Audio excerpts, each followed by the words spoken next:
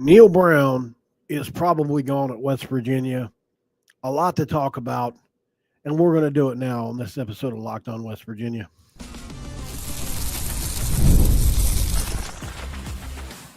You are Locked On West Virginia, your daily podcast on the West Virginia Mountaineers, part of the Locked On Podcast Network, your team every day.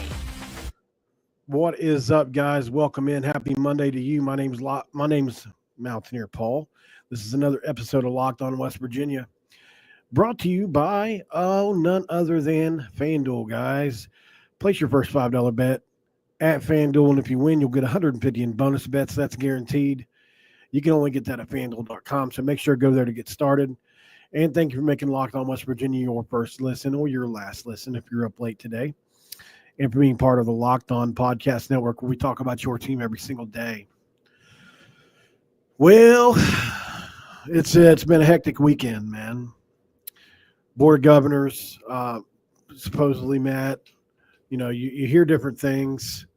So there was so much smoke in so many different places concerning the Neal Brown situation that I honestly wasn't sure where to put my stock, at times, because you start to wonder if you've got any audience at all. And I'm not Pete Thamel, for God's sakes, but people will try to use you to if you're not careful. I've had it happen to me to use your audience to try to get at something going, or rumors, I'm always careful when I vet. So, which is why I only have two people really that I completely and totally trust, that if they tell me something, I know I can take that to the bank, or at least put some stock into it. Other than that, I try to vet, or at the very least wait out, So it's just gotten worse and worse and worse for Neal Brown over the course of the last week, especially.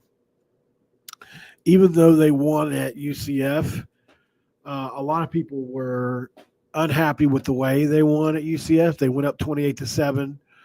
And then allowed UCF to kind of get back into the game, typical Neal Brown ball, and really didn't put his foot on the gas in a game where you were pretty obviously better. And my dude Jordan Cruz, he gone. Make sure you follow Jordan over at Country Roads Webcast. Does a great job over there. He also does pop culture stuff. It's a really good job. It's one of my dudes, man. If Jordan Cruz puts it out there, you can take it to the bank. So, got a couple things to touch on really quick. So, obviously, my UMass source reached out and spoke with him today. I've never come out and said who that is, but if you watch this channel, you know who it is, or all you got to do is look back and see right before the UMass game who I may or may not have interviewed. Anyway, there is some smoke to that there was some smoke to that rumor, and what I was told was that Neal declined an interview there this week, and that want to wait till after the season to do anything like that. So he's basically staying firm on wanting to finish this thing out with this team. And one of the things I was told is he's hoping that we can beat Tech and the miracle happens to where we end up in the Big 12 championship game. If you're in his situation, you have to hope for that, right? And can you imagine Neal Brown standing in Arlington for the Big 12 championship game? What would you do? So obviously he has to think that, right? And he's going to try to make that happen and then parlay that momentum possibly into something else. But the biggest thing I learned today was that, and really, if you look at the video that circulated on X, it seemed like endlessly of Neal and his family that looked like they were soaking in the home venue one last time together. That I don't know how often he did that, but I can't remember ever seeing a video with him and his family out on the field like that. And then I was told today as well by my source that he's not been happy at all. Obviously, first of all, a lot of pressure put on himself to win. Secondly, though, we haven't made it easy on him, to say the least, and I'm included in that. And I just think it got to a point to where the honeymoon was over. The biggest climb trusters like Joey over at the voice of college football jumped off the climb. I mean, he was there till I want to say last year, coming into this year. Like even at the beginning of last year, when a lot of people wanted him gone before last year started. So Neal's chased a lot of guys off. Now, what's changed though? Like we had heard for a long time that he was probably going to be back at 6-6 or 7-5. So the conventional wisdom on this is the university has come to the realization that if the only reason you're keeping your coach is because you really don't have the money to fire him, that's a really bad reason to do it. And I agree. Thankfully, people have come to this conclusion, donors, athletic department people alike. If you're keeping your coach because you can't afford to fire the guy, then that's bad. That means you don't care about football, and then we've got a whole other set of issues now. So you do the hard thing and you worry about the other stuff later. It's really the only way you can go about it. You got to make a change. Some things to chew on. West Virginia is in the 58 to 60 range in salary if you consider what they're paying Neal Brown right now. So how does this affect the next hire at West Virginia when there are a group of 5 coaches that make close to what Neal makes? I think it's a good question. 35 coaches make $6 million or more in the country right now. Yes, a lot of those are in the Big Ten/SEC, but still it's a fair assessment. And even Dave Dorn and Mike Loxley make close to $6 million a year. Neal is 11th in salary in the Big 12. 11th. So it's not like he's walking away from – we talk about all the money he's making, but he's not walking – it's not like he's walking away from – it's 11th in the Big 12. It's not great. I mean, money has never been our thing, guys. We've always won with the less. We're like the Marine Corps of college football in a way, like the way my head works. Because, when I went to the Marine Corps, they said, the Marine Corps operates off of 1% of the national defense budget. And I always kept that, because I was proud of that. Similarly, West Virginia has always operated off of a lesser budget. So,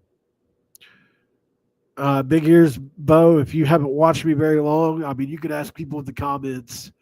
I don't use Twitter burners at all. Not at all, brother. I've got my own sources. I've proven that over and over again. Even to my detriment, posting screenshots because I wanted to be credible so bad that I just posted. I just did. I put when I was early, like into this, when I was a Mountaineer, Paul Talks Football. I posted screenshots of my conversations with players, with coaches, with anybody. And a couple of them I didn't even have their permission, and because in a couple of those situations they weren't going to be quote unquote useful to me anymore, anyways. But I just wanted to prove, like, hey, and I mean, if you look at it, I've had everybody from Rib Baker to Steve Slayton on this show. Anyway, I don't need to defend myself. I know you didn't mean anything by that, but well, if that's what you want to do, brother, then go watch them. That's easy. If you like what they have to say, if you like what they're going to report, go watch them. You don't have to watch it here. I have to do I do this too. So this is, at the end of the day, this is my job, and I've got to come at it from my own angles. So I can't rely on other reporters. I can't report what they report. We may line up or we may not line up. But a good example of that is just like the other day when Chris posted, hey, we were 100% right on the Byington thing. or on the DeVries over Byington thing, and then I posted a screenshot that said this was 2 weeks before DeVries got hired, and then Mike Casazza and I kind of got into a back and forth. I deleted that because I felt like it was in poor taste on my part. But I still disagree with them belittling and looking down on other social media accounts, how they put it, or not. I'll say the way Chris's post looked. Anyway, so I took offense to that, because I think if the election taught us anything, it's that legacy media isn't the only way people get their news now. That's really all my point is other people can be newsworthy now. It's not just the people that are established, because if it was up to them, I wouldn't get credentials. And I don't mean Mike and Chris on this. I'm just saying generally, like at West Virginia, it's really hard to get credentials. It's really hard to get a lot of things, on-field passes, you name it, interviews with people. I had to pay Tucker DeVries $1,000 to get an interview. Like I had to pay, I gave out thousands and thousands of dollars. You can watch the show back 6 months. I gave out thousands of dollars to have players on the show in NIL, so they don't make it easy on people like me, and I do the work. Up next on Locked On West Virginia, Jimbo or Rich Rod? It's a question a lot of West Virginia fans are asking themselves, and I think, why not? Let's have that debate next on Locked On West Virginia. And this episode of Locked On West Virginia is brought to you by FanDuel. Right now, new customers can bet $5 and get $150 in bonus bets. That's if you win. FanDuel Sportsbook app gives you everything you need to place live bets on the NFL. That's all in one place. So when you get a hunch in the middle of the game, you can check out the latest stats, read the live play-by-play, and so much more. On the same page you place your bets. Join FanDuel.com to get started. You'll get started with $150 in bonus bets if you win that first $5 bet at FanDuel.com. Never waste a hunch and make every moment more with FanDuel, an official sportsbook partner of the National Football League. All right. So obviously, I think this is a fun conversation to have because there are a lot of people that want Jimbo, and there's a lot of people that want Rich Rod. I think both are. Oh, and look, Coos also was in on that. I must say, I got to say, by the way, who said that?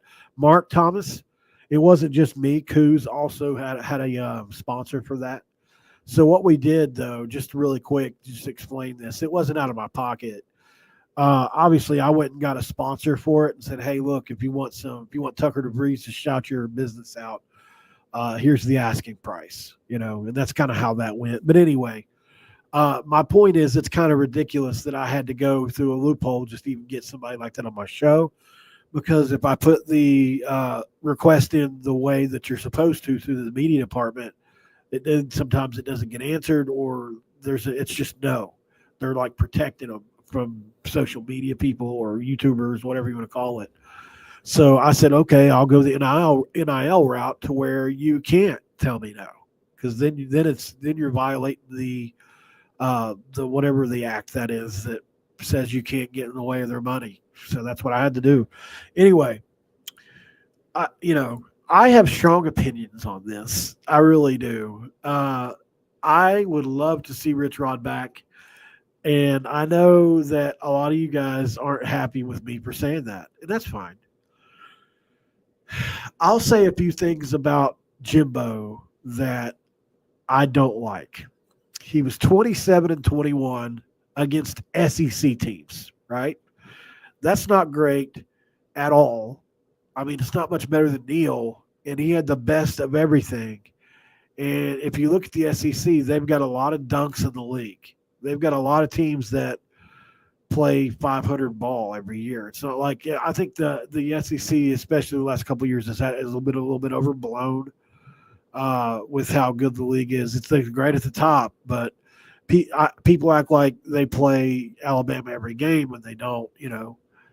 Anyway, he was 27-21 against SEC teams. He lost to 2 Group of 5 and FCS opponents in his last couple of years there. He was 6-12 in his last 18 games versus Power 5 teams.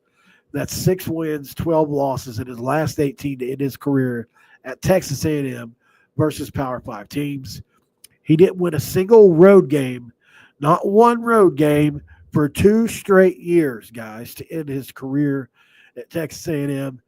October of 2021 against Missouri was his last game won on the road, guys. I mean, isn't that enough? Isn't that enough when you had literally the very best? That's what you had to show for it, and people want him to come to West Virginia, where he'll have 5 to 8% of that budget. Come on, man. Seriously. Now, people say he'll get better talent. People say the coaches aren't as good as in the SEC. Those are valid points. I just think that you had the best staff and players and budget, or let's say top 2 in the league, and you really didn't do good. It was barely 5. I was like, 7-8 win ball. Is that what, because of guys from West Virginia, is that what we're advocating for? I look at what Rich Rod has done, and he's kind of reinvented himself at Jacksonville State, because obviously the Arizona tenure wasn't great, right? It wasn't. But I think in this new portal era, Rich Rod, who is an excellent recruiter himself, and you have to factor in the Pat McAfee as part of this too. The two of them together would make one hell of a combination. It really would. And see, people willingly ignore that this guy didn't win a game for 2 straight years on the road, and yet they still want this guy over Rich Rod. It blows my mind.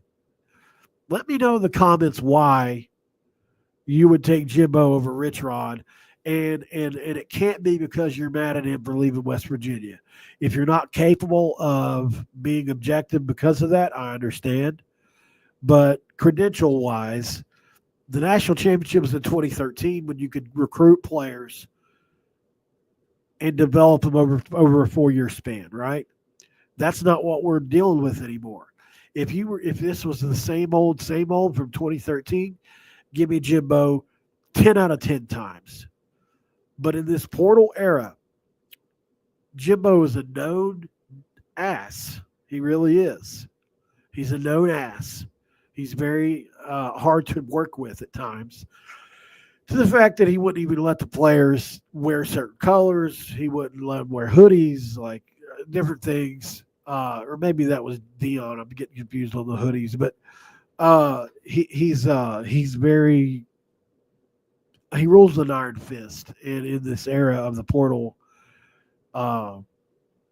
he hasn't done well. He didn't do well at Texas A&M. Could he do better with all those lessons learned? Sure. The other thing is he runs an offense that's very antiquated and outdated. Very. It's really old. And if he comes in here with that offense, it would be not good. It would be great. So would he be willing to give that play call up? I don't know. Meanwhile, Rich Rod just won 8 straight games. 8 straight. And was going to the conference championship game. Albeit at Jacksonville State, yes. But, I mean, still, that's pretty impressive at a place like Jacksonville State to be able to do that. I find it to be impressive. So, and he beat guys like Jamie Chadwell, who a lot of people feel like is a great coach, right? I don't know. I think it's worth talking about for sure. So, I don't know, guys. What do you guys think? I would love to know. Conference USA, obviously not the toughest league in the world either, but give me Rich Rod, maybe, in this argument. There are other coaches I would rather have over Rich Rod, obviously, I think. Cold Nicky would be a great hire, Savage Hillbilly. Oh, by the way, thank you, Zach, for a 99-cent super chat. I I'm not supposed to take them anymore, and I keep forgetting to turn the thing off. I have to do that after. I'm going to write it down. Turn off super chats. Only because I don't get them anymore. Turn off super chats. Anyway, thank you so much for that super chat, 99 cents. Okay, so I lost my train of thought there. I think if you're talking about coordinators for sure, I think Kolnicky and so here's my one A. 1A, I've got three coaches in the 1A category. I've got Andy Kolnicky. I've got Garrett Riley at Clemson. Remember, he took TCU to the national title game the year before he took the Clemson job, and now that offense is humming. And then obviously my defensive guy can't go wrong with Schumann at Georgia. Schumann. I always want to call it Shulman for some reason. But Glenn Shulman, who is a very young guy, but obviously at Georgia, it's important to me that people know what it looks like as far as you are, once you see what an incredible roster looks like, you usually don't forget it. And hopefully you can replicate that, especially in Schumann's I keep saying Shulman. Schumann's case, he was Kirby Smart's very first hire whenever they came over from Alabama. That was his first hire. Pretty wild. To recap really quick, though, so here's the deal. Most people agree in our space and even in the media that Neal Brown's in big trouble. It's very unlikely that he'll be back. It's even going to be hard for him to be back with a win at Texas Tech, from what we understand, because there's just so much. People are tired of him, and he's tired of being tired of. Like it to the point to where he had that moment with his family and everything, and a lot of people speculated. Now this is speculation that he did that because, obviously he didn't know his future as well, or maybe he already does, but they were soaking that in just in case. But most people agree that he's in big trouble, and the exit is coming. So, and I've heard that multiple places. It could change, but what the big thing that has changed as far as from WVU's point of view is they have come to the realization that finances can't be the issue anymore. And if they are, then they're not a serious program, right? You can't not fire a guy because you're worried about how much money it's going to cost. And I think that's pretty dang valid, if you ask me. Up next on Locked On West Virginia, guys, we'll go through some final thoughts. Talk a little bit about Gonzaga, too. Just for a second, I got a show planned for tomorrow as far as West Virginia Gonzaga. That game's going to be in the Bahamas. I've got a live show coming to you tomorrow with Gonzaga, Locked On Gonzaga, so we'll talk about that next. This is Locked On West Virginia. And this episode is brought to you by Game Time, guys. That's right. Game Time Pick filters out the fluff to show you only incredible deals on great seats, so you don't have to waste time searching through thousands and thousands of tickets. Curated deals make it easier to find the best price on great seats. You can view seats in the app before you buy, 360-degree panoramic view. They've got the lowest price guarantee, event cancellation protection, job loss protection, etc. Don't forget, guys, Game Time will credit you up to 110% of the difference if you can find a lower price, making your purchase covered with the most flexible customer service policy in the ticketing industry. Take the guesswork out of buying tickets with Game Time Picks. Download the Game Time app, create an account, and use code LOCKEDONCollege for $20 off your first purchase. Terms apply, but redeem the code LOCKEDONCollege. Make sure you put that in there, and then you'll get $20 off. Download the Game Time app and then ask yourself, what time is it? It's game time. I need a drink. My throat's dry. All right. I don't think, somebody in the chat said Rich Rod's the thing in the past he wouldn't win here. I don't think that. No, I don't think anybody knows that. He just won 8 straight games at a place where he lost.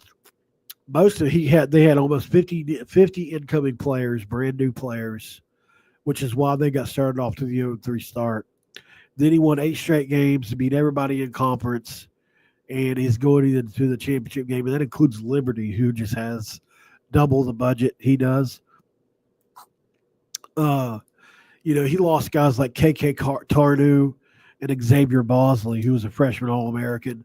No big deal, just replaced him. And it's on pace to possibly win 10 games this year. Jacksonville State, not an easy job, so I think it's valid. So, and look, and if it does end up being a guy like Jimbo, I'll try to get excited about it. But his last few years at Texas A&M really soured me on him. So we'll see. Maybe he brings money with him. That's something I don't know about. Obviously, he has donors and things that maybe back him, and there's always parts of the equation you don't know the answer to. But I think it's fair to ask those questions when it concerns a guy like Jimbo, because 2 years on the road without a win, I don't care what conference you're in, that's horrible. That's horrible, man. How do you not win a road game for 2 years with the best of everything? How do you go 27-21, and how do you go 6-12 your last 18 games versus Power 5 opponents? Not great. Not great. Obviously, we know the SEC doesn't help, but that only accounts for like 10-15% of all that, maybe 20. So he underperformed massively. I mean, you can't look at it and say that he didn't. So to think that he could come to West Virginia where you just have less of everything and would win, I just think it's a huge stretch that nobody wants to talk about. Everybody wants to bring up what he did, 11 years ago now? I just don't know, man.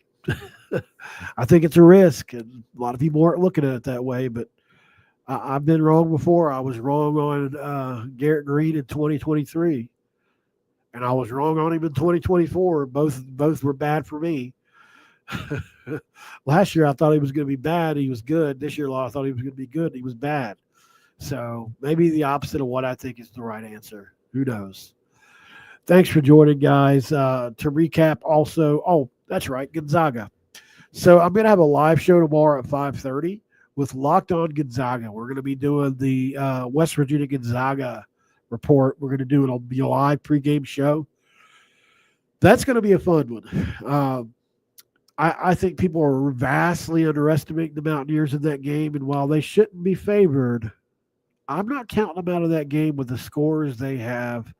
It'll be fun. We'll find out exactly what Gonzaga's got in their backcourt, front court, etc. I don't know what kind of bigs they have. I know their guards are great. It's going to be fun. So can't wait to see that. Can't wait to see that. Somebody said Ryan Switzer's the interim coach at Tulsa now. Yep, he sure is. He deserves it. You know what's that? It's another thing against Neal Brown, by the way. Who petitioned Neal Brown for the job, wide receivers coach job, when it came open? Not saying that Bilal Marshall didn't do a good job, but, I mean, have the receivers impressed you in the last 2 years? They haven't me. So, to me, it looks like Ryan Switzer just was begging for a job just 2 years ago, and now Tulsa has seen so much in him to elevate him to interim head coaching status. Yet another great prediction from Neal Brown, not to bring in the West Virginia kid to coach wide receivers. I mean, go back and look on X, Twitter at the time. He was literally begging to be our wide receivers coach. Literally. I don't know, man. It seems like every decision he makes just don't pan out. So, at least for us. Guys, I thank you very much for joining me here tonight. for sure. It's been fun. Like I said, the scenario that keeps Brown in Morgantown looks a lot like a lottery ticket in a lot of ways. Obviously, we need 4 teams to win and lose, and West Virginia has to win. That's a big part of the equation. All those teams. You know what's crazy too is if West Virginia beats Baylor, we control our own destiny next week. If West Virginia wins against Baylor, all you had to do was beat Baylor, not not BYU, not Colorado, not K-State, not Iowa State. You just had to beat Baylor, who's hot. Yeah, sure. Still not a great excuse. And, you beat them, you control your own destiny to the Big 12. So, this staff, this team really only has themselves to look at, which is sad. So,